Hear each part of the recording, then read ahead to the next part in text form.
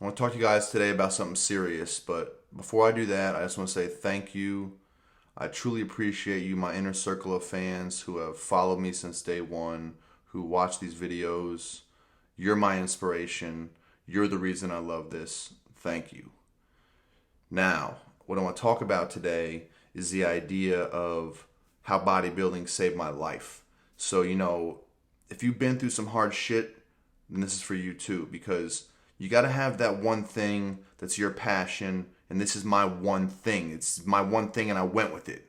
And, early on, there's an element of just finding a part of yourself that you never knew was there. There's an element of creation and sculpting and art. And of course, there's the aftermath, those aesthetics. You get all the women, you get the looks, you get maybe some more money. I mean, looking good never hurt business. You have all these other, obvious variables. But if your only reason is ego, if it's just to get money or get laid, this is probably not going to get you through to where you really want to be in life. This is just going to be, short-lived, and you're going to falter. And I've been in this game now for 11 years professionally, and I haven't faltered. I haven't quit. There's been highs, there's been lows, but I'm still here right now doing it. So let's kind of break this down for you play by play.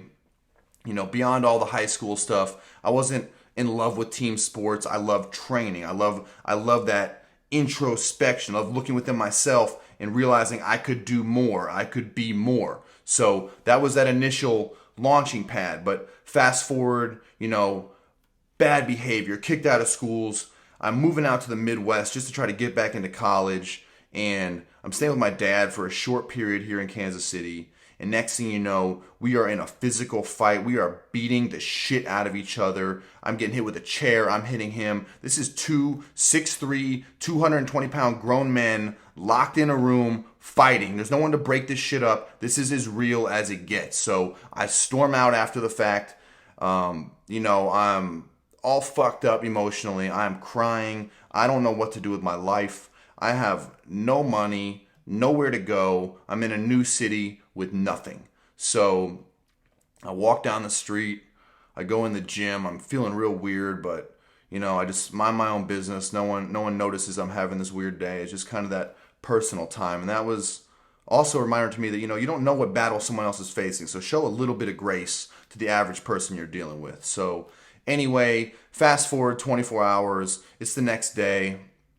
I'm sitting there eating breakfast by myself, and I basically have an epiphany, and I realize that I'm going to do what I want. I'm going to make so that I'm happy. I'm not going to go make some corporation rich. I'm not going to go live the death of a salesman like my father did, like I've seen so many of my friends do, give their life to these blood-sucking companies that just want to take from you until you're old and washed up and don't have shit left. They don't care about your family. They don't care about your financial future. You have to do what's best for you. So I said, you know what? I'm taking the risks. I'm dropping out of school for good right now. I'm going to pursue my passion in bodybuilding. This seemed crazy. But you know what? This was the best decision I ever made. It's that counterintuitive breaking social norms that is so essential sometimes to know who you really are as a person. So I got after it.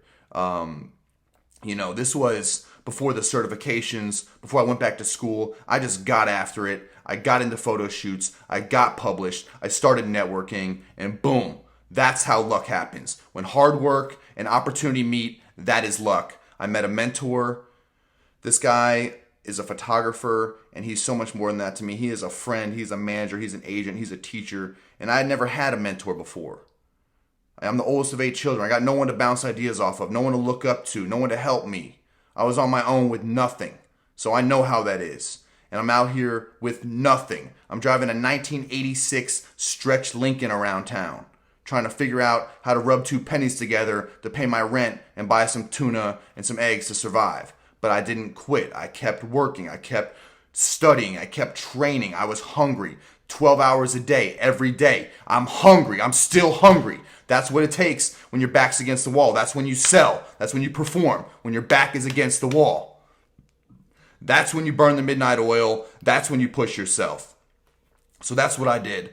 We'll say that's 22 years old. I'm finally getting a few little breaks. By 25 years old, boom, there we are. I'm back in school. I finished my college degree. I'm shooting magazine covers. I'm missing finals to fly out to LA for the first time in my life, to be put up in Beverly Hills, to work with Muscle and Fitness. I was living my dream. I lived my dream. So I know what it's like to do that. But that's when shit gets real. So my initial infatuation with this industry, with these celebrities, all of a sudden, then shit hits the fan. I get to spend time with people that I admire. I become friends with people that I admire. I've met Greg Plitt. I've met Arnold. I've met Joe Weider in the LA courthouse with bodybuilding.com right before he died. So I've met these people. I know what it's like to be with the top of the industry. I'm friends with these people. And, nothing is what it seems. The industry itself, these companies, these corporations are rolling up. If you don't know what a corporate roll-up is, it's when bigger companies consume smaller companies, and that's just a natural part of the roll-up process of monopolizing the industry. So now corporate has the chokehold on fitness. 5 years ago, they did not.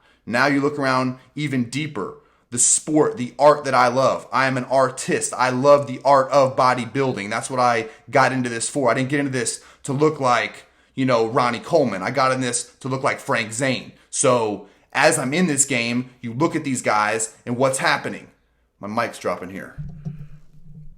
You look at these guys and what happens is that they all of a sudden are huge. They have these fucking growth hormone bellies. They have all this stuff going on. And what does that mean? Who do we blame for that? We blame the judges. The judges are to blame. That's what happens. So the judges in this game have ruined bodybuilding. So we can blame the judges for that. We don't like these bodies. We want to look like classic physique. Well, now the pendulum is swinging back. The look that I present at 230 pounds, 6'3", that's aesthetic. The look that these classic physique guys have, that's aesthetic. But we've been through a decade of shit. So whoever's succeeding now, that's on the back and the blood, sweat, and tears of people who paved this industry to build it to what it is today. So know that. That does not come free. That doesn't come just because you happen to be a young man who's starting to do some bodybuilding on Instagram.